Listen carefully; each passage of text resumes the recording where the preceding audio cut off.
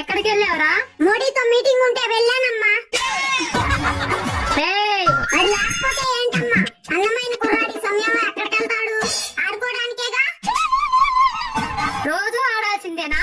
చూడమ్మా, పిల్లాడన్నాక ప్రతిరోజు ఆట ఆడాలి, చదువన్నాక ప్రతి పూట పాలు ఇవ్వాలి.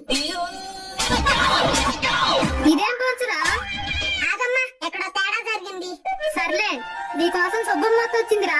ఓ మమ్మీ, వాళ్ళ అమ్మాయి